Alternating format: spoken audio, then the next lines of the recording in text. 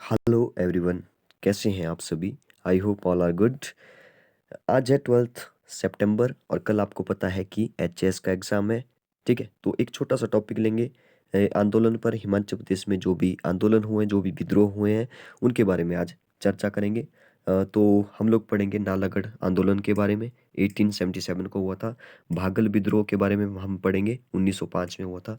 डोडरा क्वार विद्रोह के बारे में पढ़ेंगे, 1906 में हुआ था। कुनिहार किसान आंदोलन 1920, चंबा सेवक संघ 1936, धामी प्रेम प्रचारणी सभा 1937, भागल प्रजामंडल 1938, कुनिहार प्रजामंडल 1939। ठीक है, इनके बारे में हम लोग डिटेल में चर्चा करेंगे।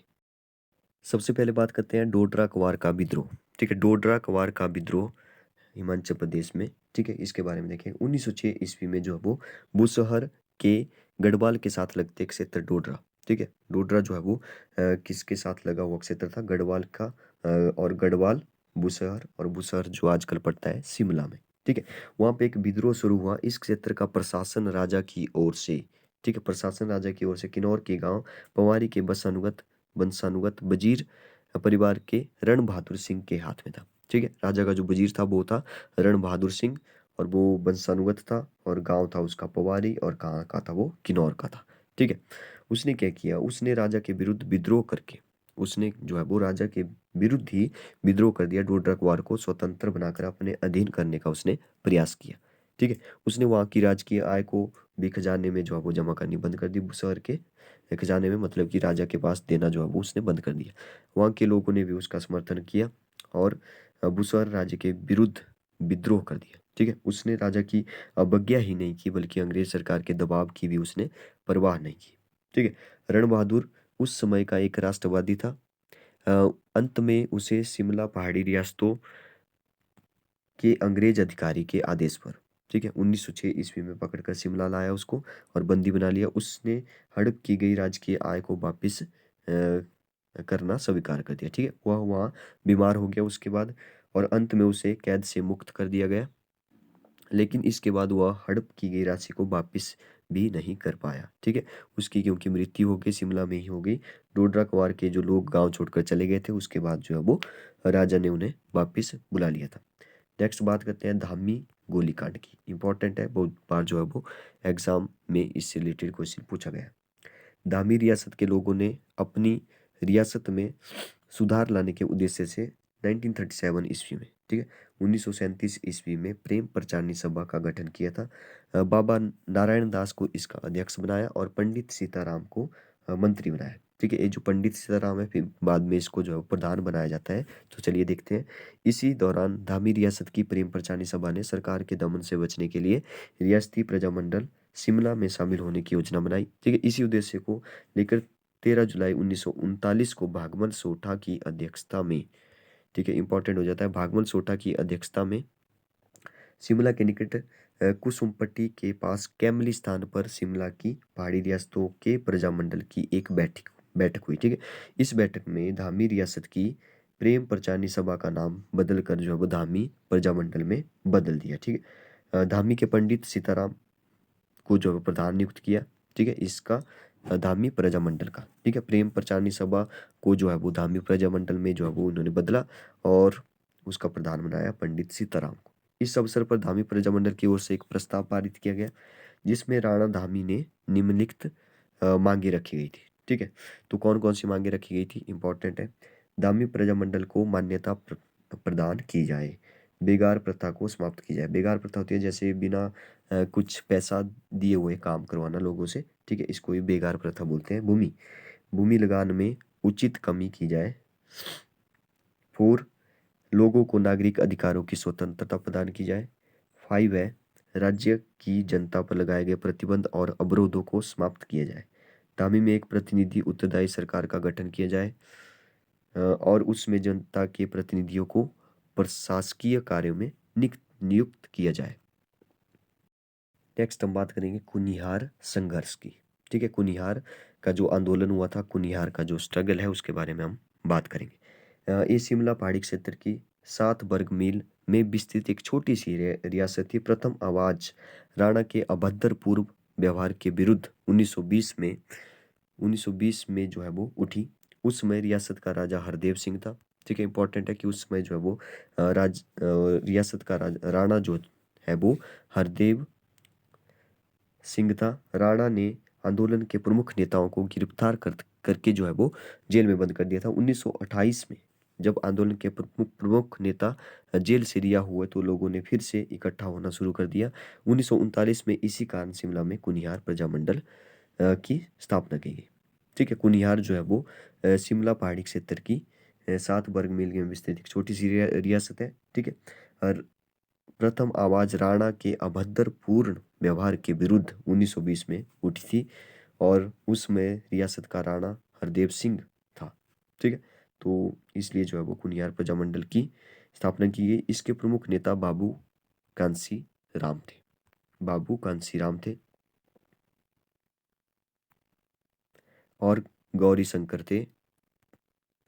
13 जून 1939 को कुनियार के राणा ने इस प्रजामंडल को अवैध करार दिया।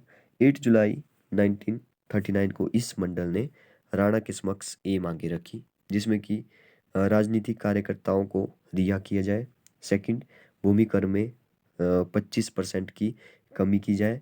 प्रजामंडल पर लगा सरकारी दमन को समाप्त कर दिया जाए। सुधार कमेटी का गठन करना। ठीक है, राणा ने इन मांगों को मानने का निर्णय ले लिया और 9 जुलाई 1939 में प्रमुख नेताओं के साथ वार्ता शुरू की।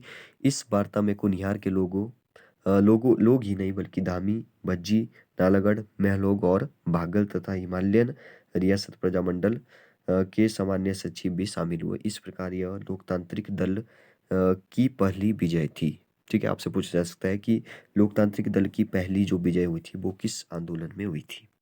ठीक है, अब हम बात करेंगे चंबा आंदोलन की। चंबा में जो है वो कर के खिलाफ, ठीक है, कर के खिलाफ बेगार की समाप्ति के लिए 1896 में भटियात वजीरात दल बनाकर, ठीक है, भटियात वजीरात जो है वो दल बनाकर संघर्ष शुरू किया गया। हालांकि सरकार ने इसे दबाव बनाकर कुचल दिया। लंबे अरसे तक लोग जो है वो चुप रहे, लेकिन अंत में 1922 में लोगों ने अपनी चुप्पी तोड़ी और जो राज्य के लोग थे लाहौर में काम कर रहे थे, उन्होंने राजा से आग्रह किया कि वो एक प्रतिनिधि सलाहकार काउंसिल बनाए। ठीक है, कालांतर में 1932 में चंबा पीपल्स डिफेंस लीग की स्थापना की गई। इसका मुख्यालय लाहौर में रखा गया। ठीक है, किसकी स्थापना की गई 1932 में? चंबा पीपल्स डिफेंस की स्थापना की गई और इसका मुख्यालय रखा लाहौर में। सामाजिक सेवा के लिए 1936 में चंबा सेवक संघ की स्थापना की गई। इस संघ को राज्य का संरक्षण मिला और राज्य के कुछ कर्मचारी इस संघ का हिस्सा बने। कुछ समय पश्चात इस संघ ने लोगों द्वारा किए गए आंदोलन का नेतृत्व किया तथा बेगार प्रथा का विद्रोह किया। इसका नतीजा जो है वो यह हुआ कि संघ पर प्रतिबंध लगा दिया गया और संघ ने अपना मुख्यालय डलहौजी में स्थानांतरित कर दिया।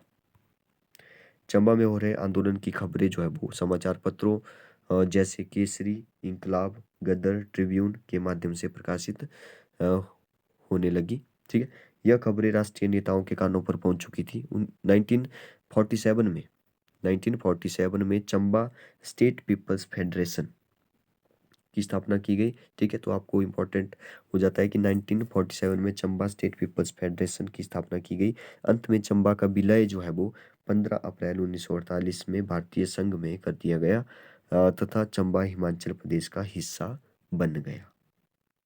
नेक्स्ट बात करते हैं सिरमौर के महापुरुष के बारे में। ठीक है, बहुत ही इंटरेस्टिंग स्टोरी है। किंवदंती यह थी कि सिरमौर राज्य के शुरुआती इतिहास के दौरान जहाँ राजा मदन सिंह शासन करते थे। ठीक है, राजा मदन सिंह जो है वो सिरमौर में उस टाइम शासन करते थे। ठीक है, किंवदंती की स्टोरी सुना रहा हूँ। ठीक है, इस एक महिला ने राजा के समक्ष अपने कलाबाजी के बारे में बात की। राजा ने उससे यह शर्त रखी कि अगर वह एक रस्से पर नाचती हुई गिरी नदी को पार करते हुए पौका गांव से टोका पहाड़ी पर आ जाए तो उसे अपने राज्य का आधा हिस्सा दे देंगे। ठीक है, राजा ने जो वो शर्त लगा दी। जो भी नाचने वाली थी नटनी जैसे जैसे यह कर्तव्य पूरा कर सिरमौर सिरमौर की टोका पहाड़ी पर पहुंचने ही वाली थी कि आधा राज्य हाथ से जाने के भय से उसका जो दीवान था जुझार सिंह उसने जो है रस्सी काट दी। नथनी गिरी नदी में गिरते ही श्राप दी गई। ठीक है, गिरी नदी का नाम तभी पड़ा है गिरी, क्योंकि वहां पे कौन गिरी थी, वो गिर गई थी। ठीक है, तो इसलिए जो है इसका नाम गिरी पड़ गया था। गिरी नदी में गिरते ही उसने श्राप दिया था, आर टोका पार पोका, डूब मरो सिर मोरो रे लोका। ठीक है, इस नटनी के नदी में गिरने पर ही इस नदी में जो है वो कहा जाता है कि बहुत बड़ी जो है वो बाढ़ आई। ठीक है, कहा जाता है कि नटनी के श्राप के कारण नदी में भयंकर बाढ़ आई और सिरमौर रियासत पूरी तरह नष्ट हो गया था। ठीक है, चलिए सिरमौर के बारे में कुछ और जानते हैं कि सिरमौर का जो नाम है वो कैसे पड़ा। ठीक है, सिरमौर का सिरमौर नाम कैसे पड़ा। ठीक है, सिरमौर जिले के नामकरण के बारे में जो है वो काफ़ी कुछ अनुमान है, काफ़ी बहुत सारे अनुमान लगाए जा सकते हैं कि ऐसे पड़ा। ठीक है, एक मत के अनुसार यह जिला पहाड़ी रियासतों में अपनी अहम भूमिका रखने के कारण सभी जिलों का सिर था। ठीक है, अहम भूमिका रखने के कारण सभी जिलों का सिर का ताज था, जिसके कारण सिरमौर कहा गया। ठीक है, और एक मत यह भी है कि राजा शालिवाहन द्वितीय के पौत्र राजा रसालू के पुत्र सिरमौर के नाम पर इस जिले का नाम सिरमौर पड़ा था। राजा रसालू से संबंधित कुछ स्थान सिरमौर में वर्तमान में भी है, जिनमें जो अब नाहन के निकट राजा रसालू का टिब्बा भी है। नामकरण की इस परंपरा में एक मत यह भी है कि चंद्रगुप्त मौर्य ने मगध के नंद वंश को समाप्त करने में मगध के बीच के राजा कुलिंद, जो कि आजकल सिरमौर में है, ठीक है, पर्वतीय राज्य की सहायता ली। अतः चंद्रगुप्त मौर्य ने अपने प्रति किए गए उपकारों से कृत्य कृत्य होकर यहाँ के राजाध्यक्ष को एक एक सम्मानित उपाधि सिरो मौर्य, ठीक है, एक सम्मानित उपाधि दी सिरो मौर्य, अर्थात मौर्य साम्राज्य का शीर्षस्थ भाग से सम्मानित किया। ठीक है, सिरो मौर्य। कालांतर में भाषा विज्ञान के सैद्धांतिक आधार पर वर्ण विपर्य होकर इसका नाम जो है वो सिर मौर्य से सिरमौर पड़ गया। ठीक है, इसके नामकरण के बारे में एक मत यह भी है कि इसका नाम जो है वो पांवटा साहिब के 16 किलोमीटर उत्तर पश्चिम में गिरी नदी के बाएं तरफ स्थित सिरमौरी ताल पर पड़ा। ऐसा माना जाता है कि किसी समय ये स्थान जो है वो सिरमौर के राजाओं की राजधानी थी। पहाड़ी बोली के सिरमौरी शब्द का विश्लेषण करने का पता चलता है कि लोग यहाँ भी इसे ठेठ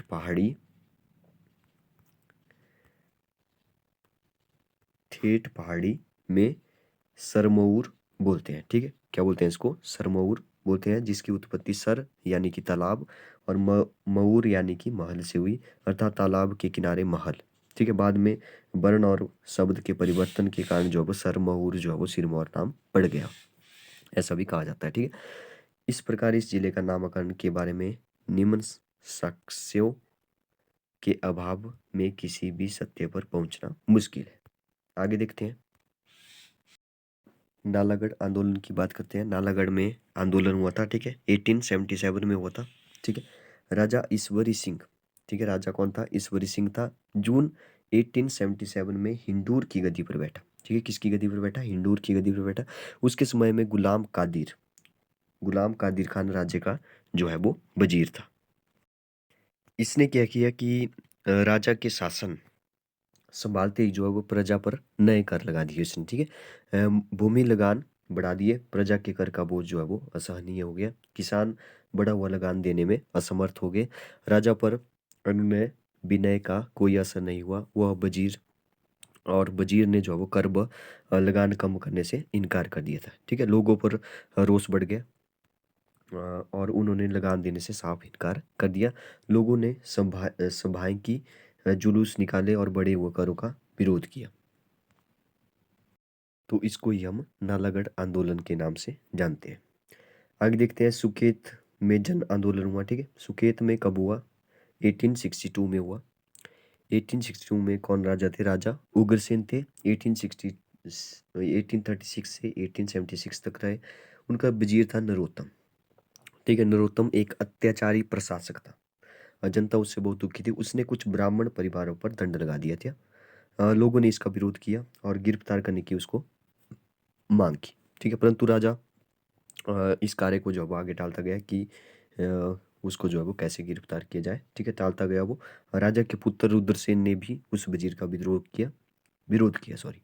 ठीक है, अंत में राजा ने उसे हटाकर उसके स्थान पर धुंगल का वजीर बनाया। ठीक है, उसको हटा दिया गया और धुंगल का वजीर बनाया। इसने भी उच्च वर्ग के लोगों से भारी दंड वसूल करने के आरंभ कर दिया, वसूल करना जो है वो आरंभ कर दिया। एक दिन धुंगल वजीर, धुंगल जो था वो वजीर था, पहाड़ी क्षेत्र के दौरे पर गया हुआ था। वहां पर लोगों ने उसे पकड़कर गढ़ चवासी स्थान पर जो 12 दिन तक बंदी बना दिया था। ठीक है, उसे तो अभी छोड़ा जब राजा ने जो है वो उसे छोड़ने के आदेश दिए।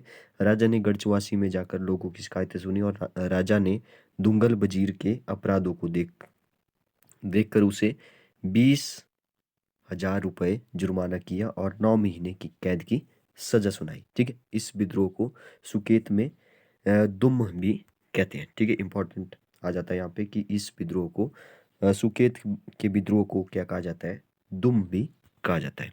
Okay, thank you.